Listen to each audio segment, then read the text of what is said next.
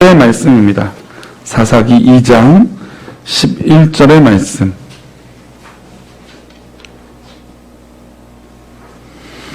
주의 말씀 사랑하는 마음으로 함께 읽겠습니다.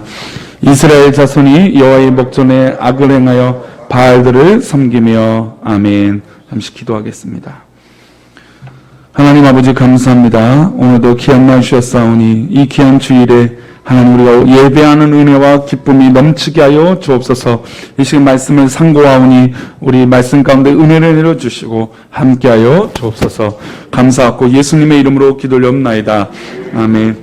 오늘 예배를 마치고 이 마스크를 나눠드릴 거예요. 그리고 마스크를 하나씩 나눠드리고 요 거리도 하나씩 나눠드릴 거예요.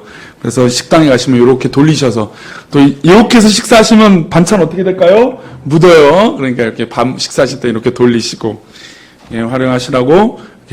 왜냐면 이거 또 덥다고 많이 빼잖아요. 그러면 잃어버리고 분실도 많이 하니까 이제 공적 마스크가 오늘이 끝났잖아요. 그죠? 이제 마음 놓고 편하는데 그래도 아직 가격이 비싸잖아요. 그죠?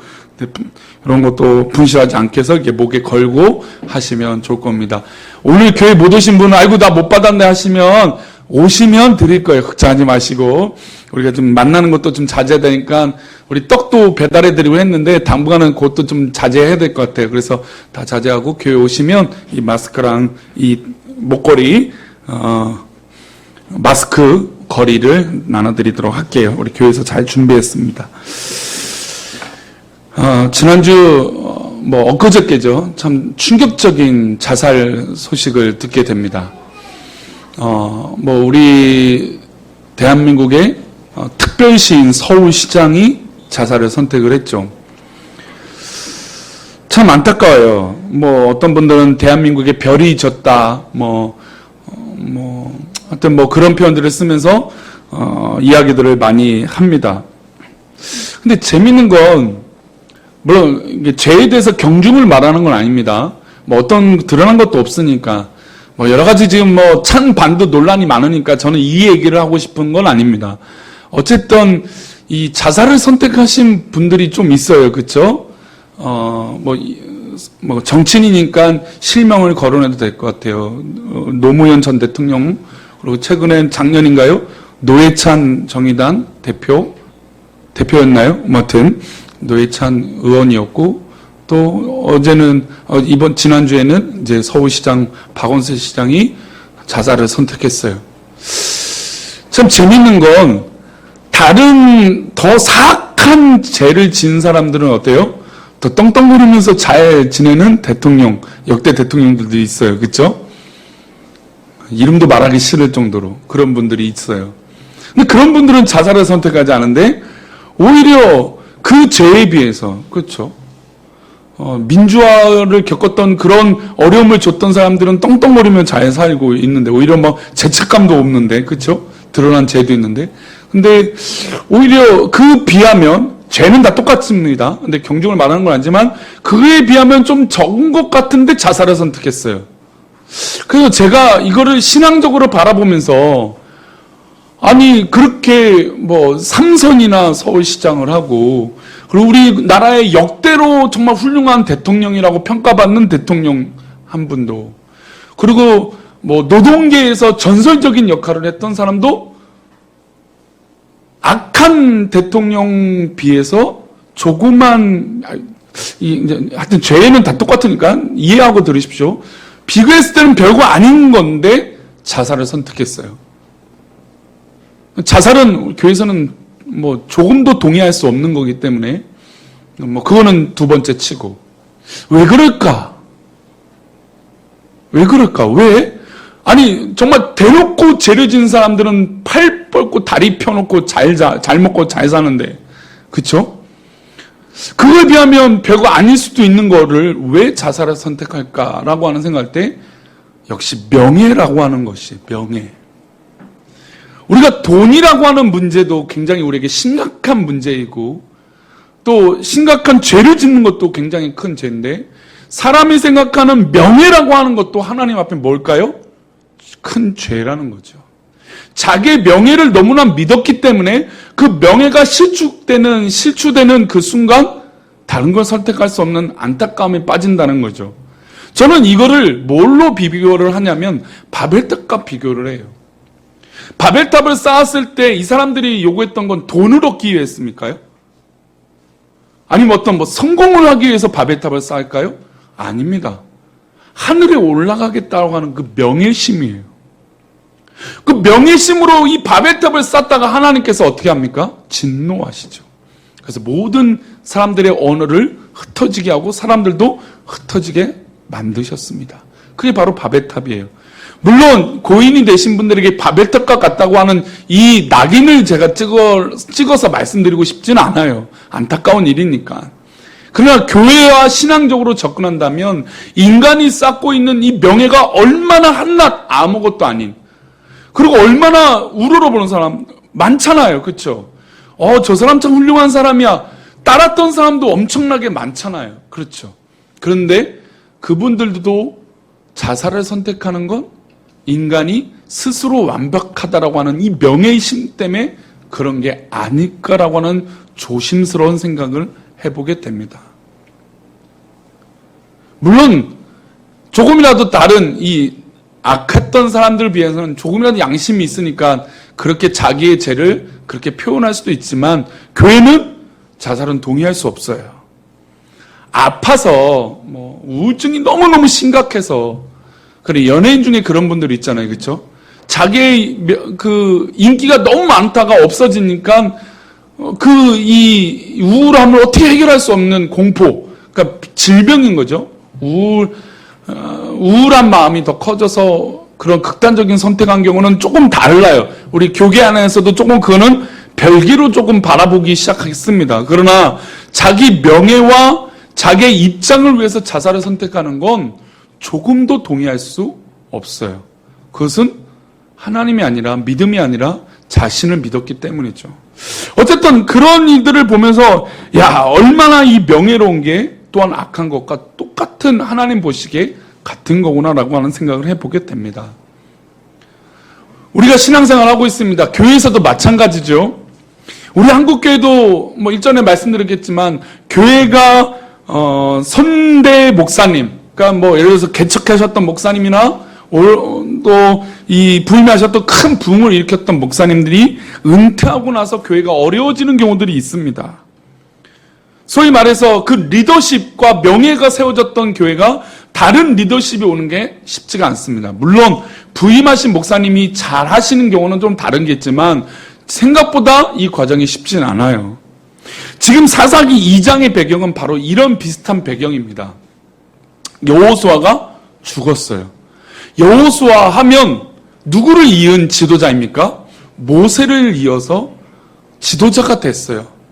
우리가 잘 알다시피 이스라엘 백성들, 우리 대한민국 한민족하고 좀 비슷한 느낌들이 많잖아요. 성향이.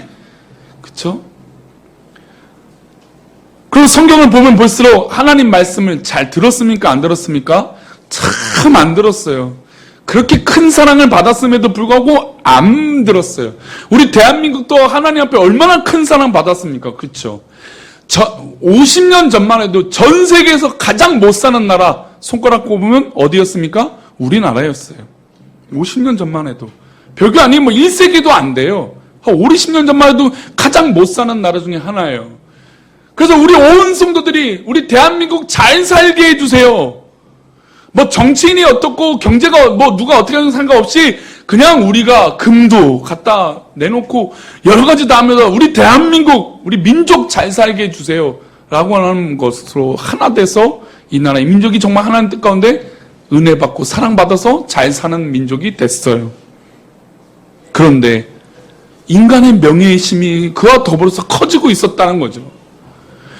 모세를 이어서 여호수아가 죽고 났어요. 그러면 이 여호수아가 죽고 나서 여호수아와 함께 하셨던 하나님을 바라보고 우리를 사랑하셨던 하나님을 바라봐야 되는 이 이스라엘 백성들이 어떻게 할까요?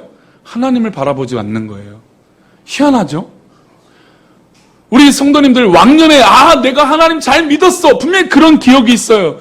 그런데 여호수아가 죽고 나서 그 기억했던 하나님을 잘 믿고 우리가 신앙생활 해야 되는데 그러지 않아요. 우리 11절 말씀 우리 11절 말씀입니다. 함께 다시 읽어볼까요? 시작. 조그만 소리로 이스라엘 자손이 여호와의 목전에 악을 행하여 바알들을 섬기며. 이스라엘 자손이, 여기는 특정 사람이 없어요. 그렇죠? 누가 그랬더라, 우리 사람 살면서 아이고 저 사람 저랬다더라, 그 사람 그랬다더라, 그런 얘기를 많이 하잖아요. 그렇죠? 근데 여기의 단어는 특정한 사람, 뭐 아간이라든지 뭐 그런 사람들, 범죄했던 뭐 특별한 한 사람이 아니에요. 여기서 범죄하는 사람은 복수예요. 심지어 민족 전체를 얘기하고 있습니다. 이것을 문화적으로, 성경적으로 접근하신 신학자들은 뭐라고 접근하냐면, 이스라엘 자손이라고 하는 것은 문화를 상징한다. 그러니까 그 당시 문화가 하나님을 섬기는 문화가 아니라 어떤 거예요? 하나님을 버리는 문화였다라는 거죠. 세상을 쫓는 문화라는 거죠. 우리 대한민국 잘 살게 해주세요라고 잘 사는 민족이 됐어요. 그런 문화가 바뀌었어요. 풍요로운 시대가 됐어요. 풍요로운 시대가 됐는데 하나님을 더 쫓아서 살고 하나님을 더 믿는 것이 아니라 세상을 더 따라가는 문화가 생겼다는 거죠. 지금 이스라엘 민족은 그런 문화가 생긴 거예요. 하나님을 쫓는 신앙이 아니라, 믿음이 아니라, 그런 문화가 아니라 세상을 쫓아가는 악한 문화가 발생하기 시작했다는 것이죠. 그래서 그 세상을 쫓는 문화로 말미암아 누구 앞에 악을 행하기 시작합니까? 하나님 앞에 악을 행하기 시작한다는 것입니다. 한번 따라할까요? 죄를 지으면 하나님 앞에 하는 것이다. 지금 11절 말씀을 다시 한번 보면 이스라엘 자손이 누구 앞에요? 여호와 목전이라고. 그러니까 지금 목전이라는 건 멀리 있는 관계가 아니에요. 지금 요 정도 거리예요. 내가 보이는 가시거리라는 거잖아요. 그러면 하나님이 지금 내 앞에 계시는데 이스라엘 백성들의 그 문화가 죄를 짓고 있는 거예요. 우리 믿음의 사람들은 정말 잘 생각해요. 내가 지금 하고 있는 행동이 누구 앞에 있다고요? 하나님 앞에 있다는 거죠. 우리가 표현할 때 코앞에 있다라는 표현 많이 쓰잖아요. 마치 하나님이 지금 내 코앞에 계시는 거예요. 어디를 찾아갈 때 내비게이션 켜고 시간 약속이 좀 늦으면 이제 몇 분 남았어. 1분이야. 이제 목전이야.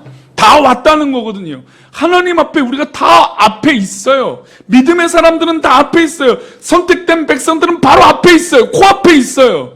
그래서 우리가 하는 행동이 다 지금 하나님 코앞에 있는 거예요. 그런데 세상의 문화가 얼마나 악하냐면 하나님이 코앞에 계시는데 죄를 짓기 시작한다는 것이죠. 이래서 믿음의 사람들이 죄를 짓는 게 더 무서운 거예요. 세상 사람들은 어차피 세상에서 악하게, 물론 하나님 앞에서 하는 거지만, 그럼 믿음의 사람들은 하나님 믿고 있음에도 불구하고 착각하면 안 된다는 거죠. 우리의 하는 행동이 하나님 앞에 있습니다. 한번 따라할까요? 또 조그만 목소리로 우리가 하는 행동이 하나님 앞에 있다. 이것을 늘 유념하고 신앙생활하는 우리 사랑하는 성도님 되시기를 축복합니다.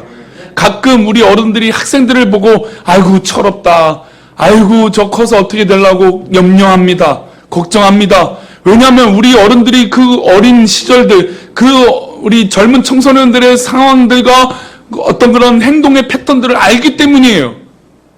그리고 저런 행동을 하면 나중에 어떤 결과가 올 걸 뻔히 알기 때문에 그런 표현을 합니다. 우리가 겪어봤기 때문이에요. 알고 있기 때문이에요. 우리가 하는 행동조차도 하나님 앞에 그렇다는 거죠. 청소년들이, 어린아이들이 불안한 행동처럼 하나님 앞에 우리가 그렇게 살고 있다는 것이죠. 그래서 우리는 늘 유념해야 돼요. 우리가 하는 것들이, 행동들이, 우리가 하는 말들이 사람한테 하는 것이 아니라 하나님 앞에 하고 있구나. 이스라엘 백성들의 문화는 지금 하나님 앞에 악을 행하고 바알, 그 유명한 이스라엘 백성들을 계속해서 괴롭혔던, 우상으로 삼았던 이 바알, 풍요, 이 성적인 것, 이 모든 것들을 포함하고 있는 이 바알. 그러니까 세상의 문화의 최악이면 바알이라고 성경은 설명하고 있어요. 그 바알을 지금 이스라엘 백성들이 문화적으로도 섬기고 있어요. 사사기 2장 12절을 보시면 구체적으로 하나님 앞에 어떤 죄를 짓는지 설명하고 있습니다. 우리 12절 말씀 함께 읽겠습니다. 애굽 땅에서 그들을 인도하여 내신 그들의 조상들의 하나님 여호와를 버리고 다른 신들 곧 그들의 주위에 있는 백성의 신들을 따라 그들에게 절하여 여호와를 진노하시게 하였으되. 아멘. 지금 이스라엘 백성들이 하나님 앞에 죄를 짓는 구체적인 방법들이 있어요. 애굽 땅에서 그들을 인도하여 내신 그들의 조상들 하나님 여호와를 버렸다는 거죠. 버렸다는 거. 그리고 다른 신들 곧 그들의 주위에 있는 백성들의 신들을 따라 버리고 따랐다는 거죠. 아니, 하나님을 어떻게 버릴 수 있습니까? 우리가 생각할 때 그렇잖아요. 감히 어떻게 하나님을 버려요? 이스라엘 백성들은 하나님께서 그렇게 광야에서 인도해 주셨잖아요. 여호수아가 죽은 건 지금 광야에서 가나안 땅으로 들어간 지 시간이 그렇게 뭐 몇백 년이 흐른 게 아니에요. 얼마 지나지 않았어요. 한 세대 기껏해야 조금 지났나? 요 정도 시간밖에 안 돼요. 그런데 지금 뭐 우리 한국 사회가 이렇게 바뀐 40-50년 정도밖에 시간이 안 지났어요. 여호수아가 죽은 이후에 하나님을 버리기 시작한 거예요. 하나님을 버리고 그렇게 인도해 주셨던 과거의 기억들, 나에게 은혜 주셨던 그 놀라운 은혜를 잃어버리고 버려버리고 하나님을 버려버리고 주위에 있는 신들. 자, 보십시오. 죄들이요. 그리고 하나님 앞에 죄를 짓는 것들이 멀리 있을까요? 아니에요. 여기서 보면 다른 신들 곧 그들의 어디에 있습니까? 주위에 있다고 해서 주위에. 그러니까 우리를 넘어뜨리는 유혹들과 죄는 멀리 있는 게 아니에요. 우리가 하나님 앞에 범죄하는 것들이 멀리 있지 않아요. 한번 또 따라할까요? 나를 유혹하는 것은 가까운 곳에 있다. 내가 즐겁게 생각하는 것, 내가 좋아하는 것, 내가 바라는 것들 가운데 가까이 있다는 것입니다. 좀 전에 11절에서 여호와 목전에 악을 행했던 것처럼 반대로 우리가 하나님 앞에 범죄하는 행동도 우리 목전 앞에서 일어나고 있다는 것이죠. 멀리 있지 않아요. 가까운 곳에서 있다는 것이죠. 뉴스를 보더라도요, 뭐 어떤 죄들이 있으면 멀리 있는 사람들이 아니에요. 재밌는 얘기 하나 내면, 이건 진짜 재미로 들으죠. 심각하게 받아들이시면 안 돼요. 얼마 전에 우리 교회 앞에 있는 화분에 순을 누가 훔쳐갔습니다. 말 그대로. 훔쳐간 거죠, 그거는. 훔친 행위니까. 그래서, 누굴까? 그래서 저희 CCTV가 굉장히 선명하고 잘 되어 있거든요. 그래서 딱 보여요. 그래서 누가 그랬을까 딱 봤더니 검색도 되게 쉽게 잘 돼 있어요. 봤더니 한 여성분이 새벽에 한 6시 반, 우리 권사님 몇 분이 새벽 기도하고 있는 그 사이에 쑥 지나가다가 나무 서 있는 순을 보더니 딱 하더니 이렇게 하고 딱 뽑아서 바로 가더라고요. 와, 가까이 있을까요? 이렇게 순을 훔쳐가신 분이 멀리 있을까요? 가까이 있죠. 동네뿐이란 얘기예요. 그래서 얼마 전에, 지난주인가요? 우리 권사님, 우리 영 권사님이 이제 교회 청소하고 이렇게 보고 있는데, 한 분이, 그러니까 권사님이 CCTV 찍어놓은 걸 보고 있었어요. 그 화분에. 보고 있더니 한 분이 와갖고, 이게 뭐예요? 그랬더니, 이거 누가 훔쳐가서 봤더니, 누구예요? 그 CCTV에 찍혔던 그 옷을 그대로 그 옆에 있었던 거예요. 멀리 있지 않다라는 거죠.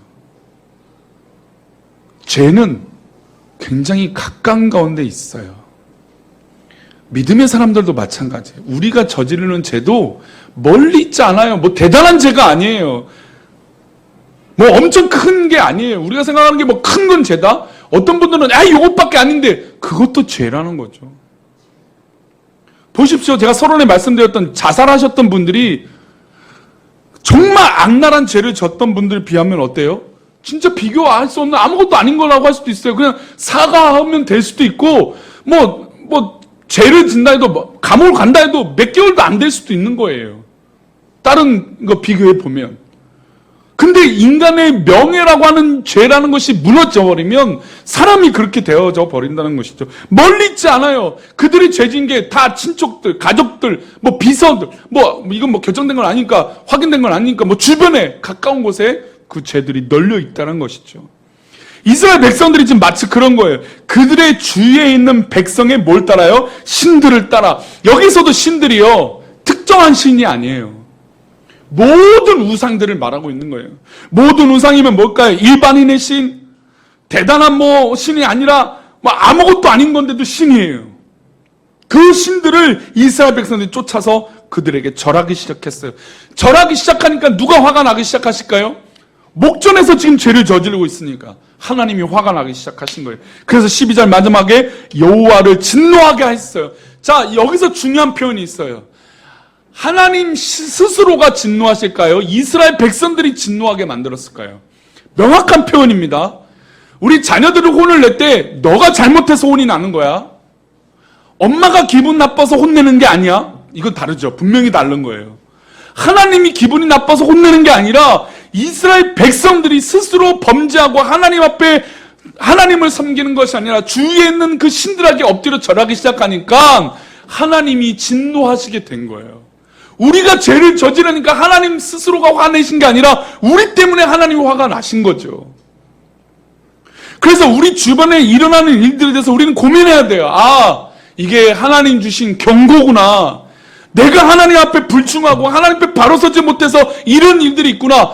그런 죄책감 속에 너무 사는 것도 문제지만 스스로 겸비해서 아, 이것이 문제가 있을 수도 있구나. 나에게 원인이 있을 수도 있구나. 라고 하는 신앙이 좋은 신앙인 줄 믿습니다. 한번 따라할까요? 나에게 문제가 있노라. 그렇게 믿음의 시선으로 바라보는 신앙이 성숙한 거예요. 이게 너무 지나치면 자책하고 자학하고 자기만 빠지고 그건 너무 오바지만 스스로 하나님 앞에 겸비하고 겸손해서 하나님 그렇습니다. 이거는 하나님 주신 경고입니다. 내가 하나님을 진노하게 했습니다. 하나님 앞에 불충했습니다. 라고 하는 이 겸손한 신앙의 고백은 가장 귀한 믿음의 고백인 줄 믿습니다. 우리 사랑하는 성도들, 우리 꿈꾸는 교회는 바로 이런 교회가 되어져야 돼요. 아, 나에게 원인이 있구나. 아, 나에게 문제가 있구나. 아, 나로 인해서 하나님이 화가 나셨구나. 우리 성도들 관계에서도 아, 내가 뭔가 원인이 있구나. 어떤 경우는 절대적으로 옳은 경우가 있어요.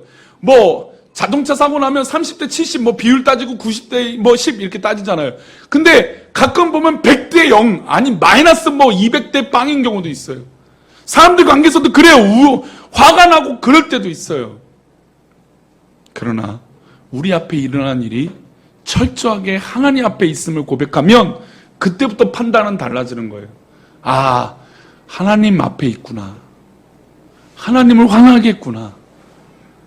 그런 믿음이 성숙한 믿음인 줄 믿습니다. 그리고 그들이 또 저지른 죄가 있어요. 우리 13절 말씀 읽어보겠습니다. 시작. 곧 그들이 여호와를 버리고 바알과 아스타롯을 섬겼으므로. 12절에서도 버리고라고 하는 단어가 나와요. 13절에서도 버렸다는 단어가 나와요. 왜 12절 13절에서 하나님께서 버렸다는 단어를 쓰게 하셨을까요?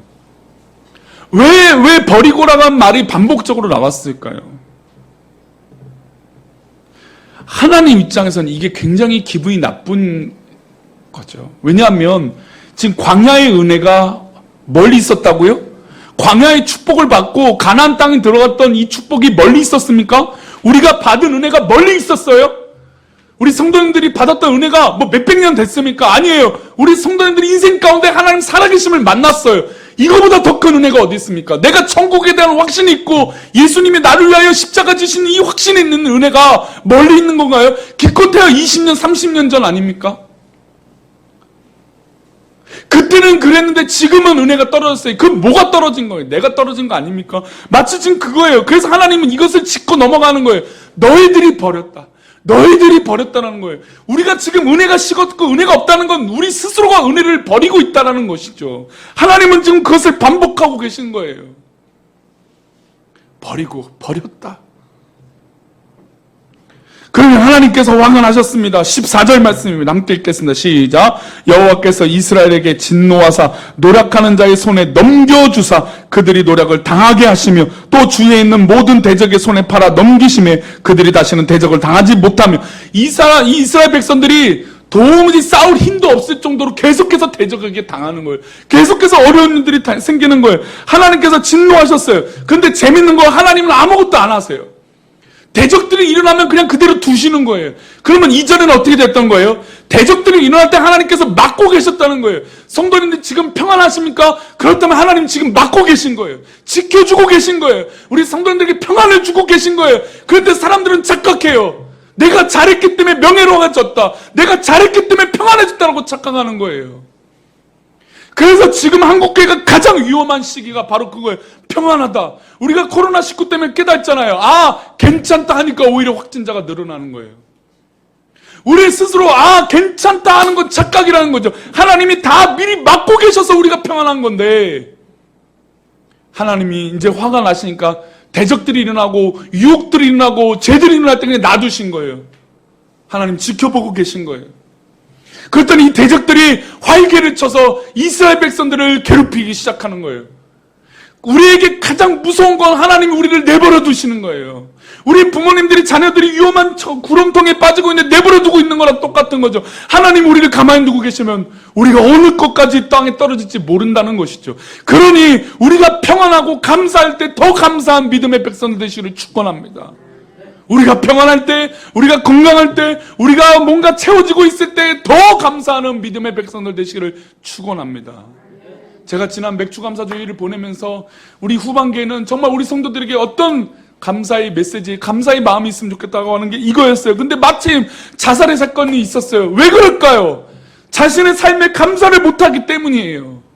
자신의 삶의 감사보다 명예가 더 높았기 때문이죠. 다시 한번 말씀드리지만 자살하신 분을 폄하하려고 말씀드린 건 아니에요. 우리 신앙이 평안하고 괜찮을 때 오히려 더 조심해야 된다는 것이죠. 아, 하나님이 지금 나를 지켜주셔서 이런 일이 일어나고 있구나. 하나님께서 함께 해주고 계시기 때문에 우리가 평안하고 있구나라고 깨닫는 신앙이 더 귀한 신앙인 줄 믿습니다. 근데 하나님께서 화가 나셨어요. 진노하시니까 내버려둬요. 내버려 두니까 막 대적들이 이곳저곳에서 일어나서 우리를 넘어뜨려요. 가끔 엎친 데 덮친 격으로 안 좋은 일이 생기는데 또 안 좋은 일이 일어날 때가 있어요. 왜 이런 일이 계속해서 나에게 일어날까? 왜 계속해서 나에게 이런 마음들이 생길까? 우리 성도님들, 그게 오히려 우리에게 기회인 줄 믿습니다. 아, 하나님이 나를 붙잡으시려고 하는 기회구나. 사사기 전체를 보면 이 위기가 왔어요. 그러니까 깨닫죠, 이스라엘 백성들이. 아, 우리가 하나님 앞에 부르짖어야 되는구나. 하나님께 기도해야 되구나. 왜냐면 15절 보면 그들이 심각한 괴로움에 빠졌어요. 그랬더니 18절에, 우리 18절 말씀, 15절 지나서 18절 말씀, 사사기 2장 18절 말씀 함께 읽겠습니다. 시작. 여호와께서 그들을 위하여 사사들을 세우실 때는 그 사사와 함께 하셨고 그 사사가 사는 날 동안에는 여호와께서 그들을 대적의 손에서 구원하셨으니 이는 그들이 대적에게 압박과 괴롭게 함을 받아 어떻게 했어요? 부르짖었다 했어요. 부르짖었어요. 여호와께서 뜻을 돌이키신 거예요. 기도할 수 있는 기회예요. 어려움이 생겼다는 건 감사할 수 있는 기회예요. 아, 하나님, 내가 하나님께서 함께 해주신 걸 놓쳤습니다. 반대로 평안하다면, 아, 하나님께서 나를 지켜주셨기 때문에 이게 평안함이 있구나라고 감사하는 것이죠. 우리 마지막으로 열왕기상 2장 3절의 말씀을 보겠습니다.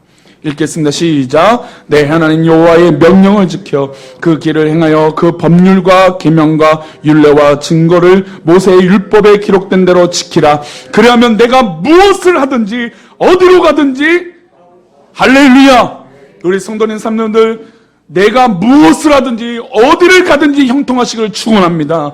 그것은 하나님이 나와 함께 하심을 믿고 하나님 말씀대로 살고자 하는 그런 믿음의 결단이 있을 때 하나님의 형통을 경험할 수 있는 것이에요. 우리가 평상시 살아갈 때 아무 일이 일어나지 않는 그때 오히려 하나님 감사합니다라고 신앙으로 고백할 때 그 죄악에서, 가까이 있는 죄악에서 이기게 될 줄 믿습니다. 다시 한번 말씀드리지만 우리 앞에 우리를 유혹하고 넘어뜨리려고 하는 죄는 멀리 있지 않아요. 아주 가까운 곳에서 우리를 넘어뜨려요. 그럴 때 오히려 하나님 말씀을 지키고 하나님 앞에 부르짖으면 하나님께서 어디를 가든지 무엇을 하든지 형통하게 해주실 줄 믿습니다. 우리가 이 신앙을 경험하고 체험해야 돼요. 앞으로 우리 꿈꾸는 교회는 더 크신 하나님의 계획 가운데 하나님의 형통함을 경험하는 감사가 넘치는 그런 사랑하는 우리 교회 되시기를 축원합니다. 말씀 마치겠습니다.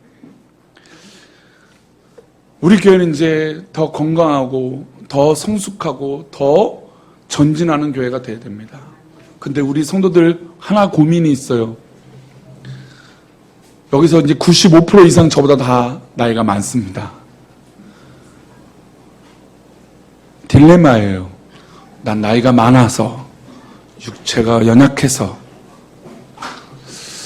맞습니다. 그러나 그 나이가 많이 타고 왔다는 것이 내 신앙과 비례해서는 안 돼요. 나이가 많아졌다면 오히려 더 모범이 되시기를 축복합니다. 믿음의 간절함이 더 있기를 축원합니다. 기도의 재단이 쌓아지시기를 축원합니다. 왜냐하면 나를 괴롭게 하는 게 멀리 있지 않아요. 나를 넘어뜨리는 게 멀리 있지 않아요. 나를 유혹하는 게 멀리 있지 않습니다.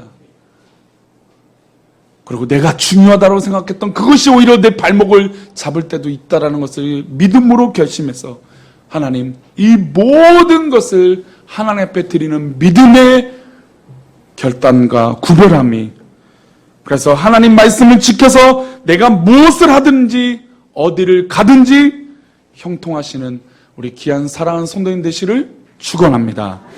우리 다 같이 일어나셔서 우리 전능하신 나의 주 하나님은 찬양하시고 우리 기도하심으로 예배를 마치도록 하겠습니다.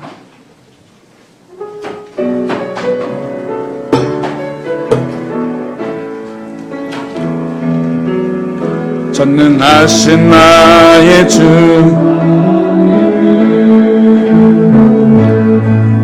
능치 못하실 리 전혀 없네.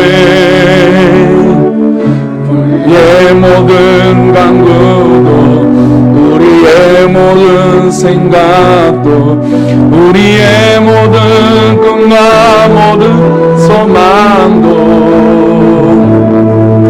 전능하신 나의 주 하나님은 우리의 모든 괴로움 바꿀, 우리 성도님 믿으십니까? 우리 하나님 우리의 괴로움을 바꿀 수 있는 분이에요. 불가능한 일을 행하시는 분이고 죽은 자를 일으키시는 분이 우리 하나님이신 줄 믿습니다. 아멘. 아무도 없네. 주의 말씀을 의지하여 깊은 곳에 금을 던져 오늘 그가 놀라운 일을 이루시는 것 보라. 주의 말씀을 의지하여 믿음으로 금을 던져 믿는 자에게 능치 못함 없네. 우리 사랑하는 성도님들, 우리는 믿음의 사람이 되어져야 돼요. 우리 삶 가운데, 우리의 일상 가운데 믿음의 사람이 되어져야 될 줄 믿습니다. 그래야 어디를 가든지 형통할 줄 믿습니다. 이 시간 기도할 때 하나님, 내가 믿음의 사람으로 살게 해주옵소서. 어디 있든지 주의 말씀을 의지하고 살아가게 하여 주옵소서.